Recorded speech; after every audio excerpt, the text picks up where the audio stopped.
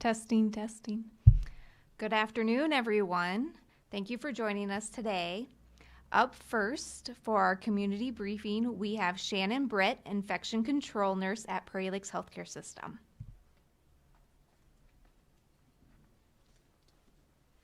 Good afternoon.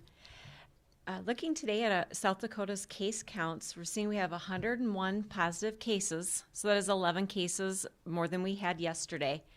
Fortunately, we have 3,478 negative cases. 0 cases are pending at the state health lab. Of course, there still can be some cases pending. This is pending at the state health lab at this time, but what we're hearing is there's been great turnaround time at the state health lab, as also as other health labs that are running the COVID testing. We have a number of cases again is 101. We only have 1 death and 34 persons have recovered. As you may be aware, we do have 5 cases in Cottington County, but also counties that surround us have started seeing cases. Clark County has 1, Dual County has 1, Hamlin has 1, and not meaning to leave anyone out in this unintentionally. People, it's getting closer to home now. We are seeing positive cases in our community. We ask that you please follow all guidelines that you've been given, and please take care of yourself. What happens when we have a positive case, the Department of Health is notified of the positive COVID test. The Department of Health will be in contact with you if you're the positive person. From there, they're going to ask you to identify your close contacts, and close being within 6 feet from the time that you started your symptoms until the time that you went into isolation or that your test was positive. So hopefully with social distancing that you've kept that number real short and sweet. The Department of Health then will be contacting your close contacts. So if you hear a rumor in the streets of someone that was positive, or you're wondering if you've been within that 6 feet and that you haven't heard anything from anyone, rest assured the Department of Health is contacting anyone that has been identified with being within that 6 feet of the positive COVID patient.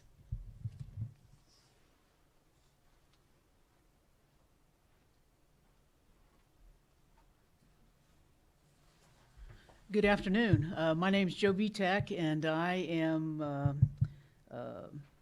have the privilege of leading the volunteer branch while this COVID-19 crisis is in play.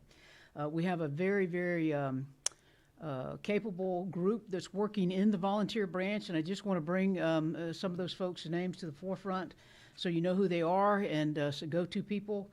Julie Knutson is helping with, and she's doing some marketing and PR along with Missy Center from the Goss. We also have Brenda Hanton, a county commissioner who's working with us, and she's our main liaison with the 211 group. We also have Tammy Rohde and Catherine Danford, who is also providing a lot of clerical assistance for us. We have Lee Lorenzen, who has been just a real godsend for us because he's been doing a lot of data upload to the database for the 211 Center.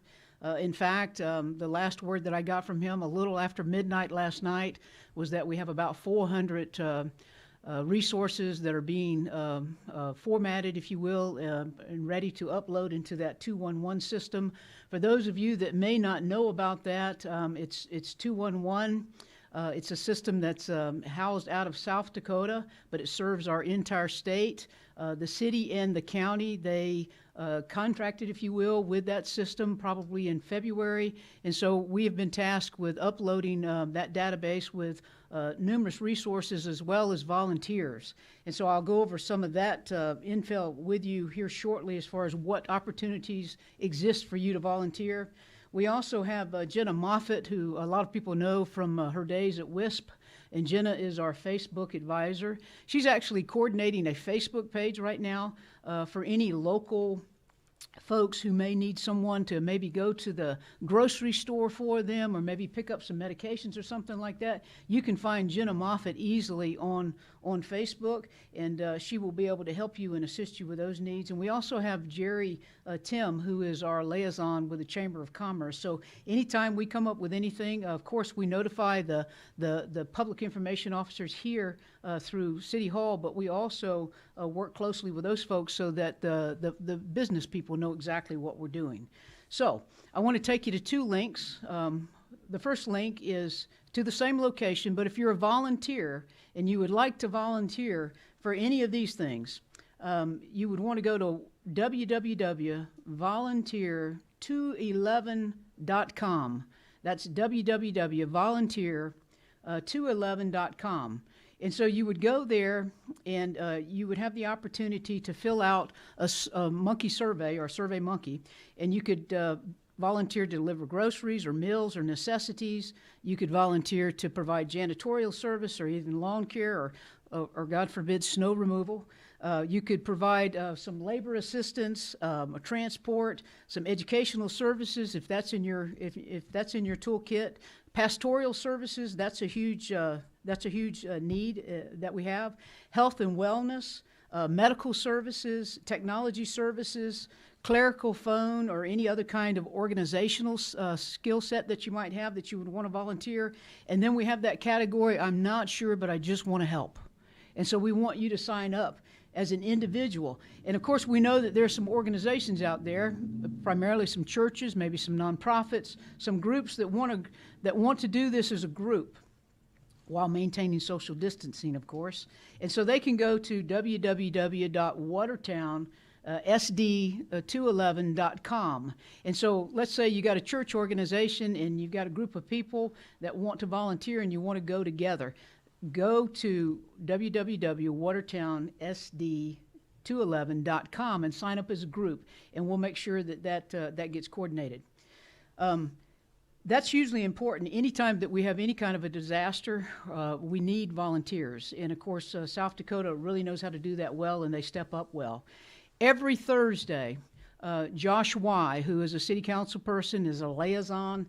Josh has stepped up and has agreed to serve as our area representative for an initiative, again, in a partnership with Feed South Dakota and 211, where we are bringing food because we want to make sure that people that maybe have lost their job or are facing some kind of a hardship, that they don't go hungry. So every Thursday at 4 p.m., and also in partnership with the police department, you're going to find volunteers in front of the Boys and Girls Club at 4 p.m. every Thursday. And there you'll have police officers, friendly police officers that are directing you in. And last week we fed 500 people in maybe an hour and a half. I think we were done by 6 o'clock. We started at 4. And so we need people to pack those foods. And we need people to sort that, if you will, and box them, if you will, getting ready for. And then we also need help with distribution, and we need help with folks that are actually recording some information.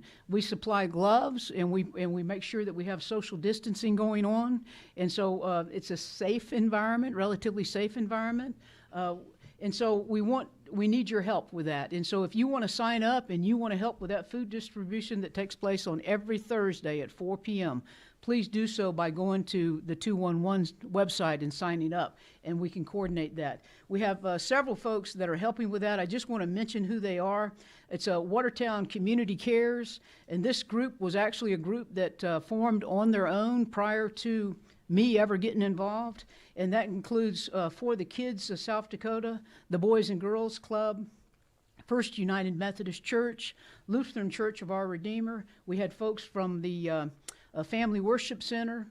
We also had people from PAC and Salvation Army and Watertown Love. And of course, as I said, Josh Y. is leading that up and is our liaison with the city of Watertown. Again, this is a huge service that's being done by a lot of wonderful people that have stepped up to meet that need. And as we progress, Mayor, and citizens, we will continue to let you know about some volunteer opportunities and services that are available to meet you in this time of need. Thank you.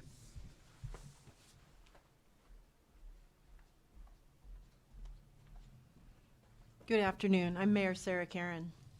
We have more cases in Cottington County now, and cases are starting to pop up in the neighboring counties as well. This was expected, and it's no reason for alarm. We'll likely see even more cases as time goes on, and that's the reason that we're taking proactive steps.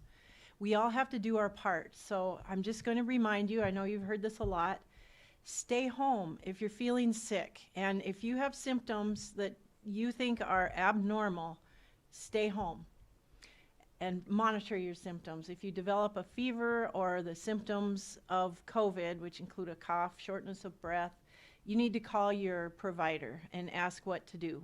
Don't take yourself to the clinic or the hospital. Call first. Exercise good hygiene by washing your hands often and avoid touching your face. The washing your hands often is probably the single most important thing that you can do to protect yourself from getting the disease. You want to be maintaining that 6-foot distance, the social distance that we talk about, but even if you're doing that, you're touching doorknobs, you're touching surfaces, and you may not realize it. So you need to wash your hands all the time. And practice good housekeeping by disinfecting the surfaces that you're touching and your surroundings. Do that frequently. The social distance is very, very important. If someone is positive for COVID and doesn't realize it, if you're keeping a social distance from them, you won't get the disease. So that's good to know. And it's very important to avoid crowds. Now, we need our exercise for our own mental health and our physical health, and I don't want to tell people to stop getting exercise. It's really important. We have our bike paths are removed of snow now, most of them, and people are getting outside and exercising. That's really good. Our parks are open. You need to use them with the social distance in mind. So we are seeing some trouble spots now.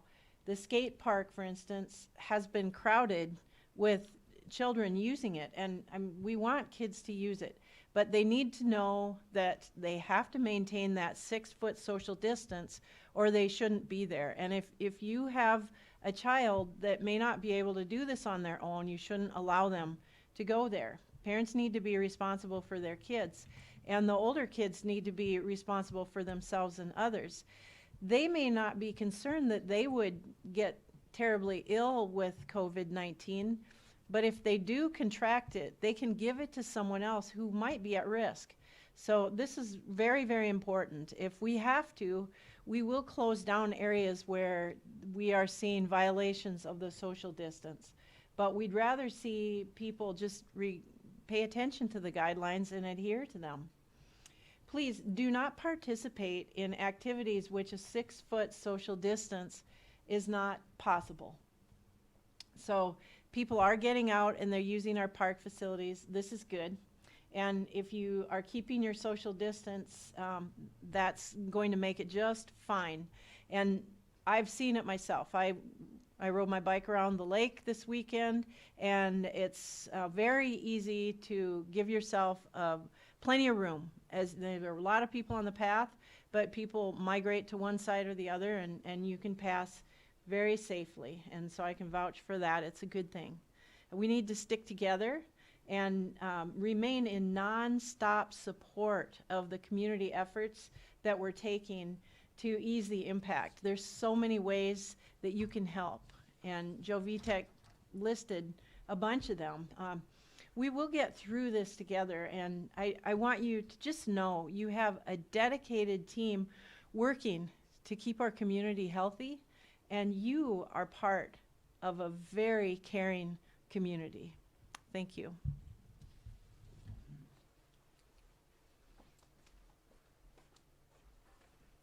Thank you, Mayor Karen, Shannon, and Joel, for presenting on behalf of the Unified Watertown Area Task Force today. Are there any questions from the media? I have a question for the mayor. Mayor, since Friday, the positive cases have increased by 3 over the weekend, and we anticipate that those numbers will continue to grow, as indicated by the governor and the Department of Health. Does that change anything as far as day-to-day business is concerned in the city?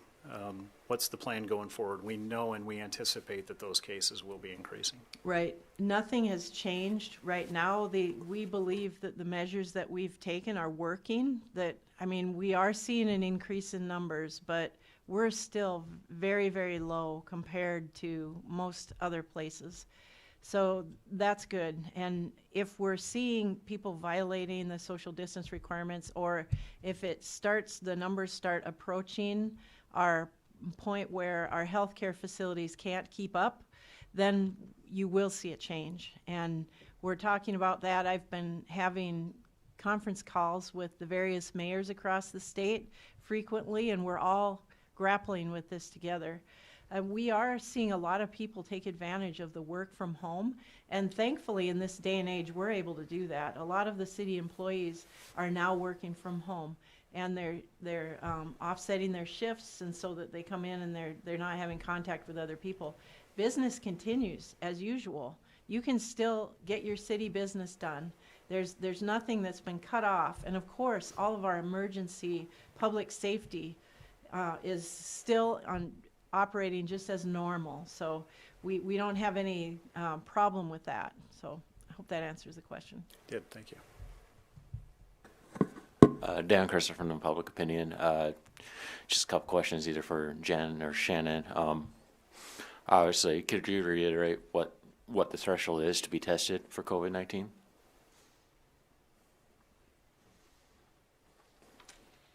Hello, this is Shannon. So right now it's still in limited. Not anybody and everybody can walk in and have a test done. Again, the private testing sites as well as the public Department of Health have more test kits, but there's still criterion. You need to have the signs and symptoms of having the fever greater than 100, the cough or shortness of breath. To have it sent to the state health lab and a prioritized testing would be healthcare providers, people in communal living, and I'm blanking on the other one. So that healthcare workers?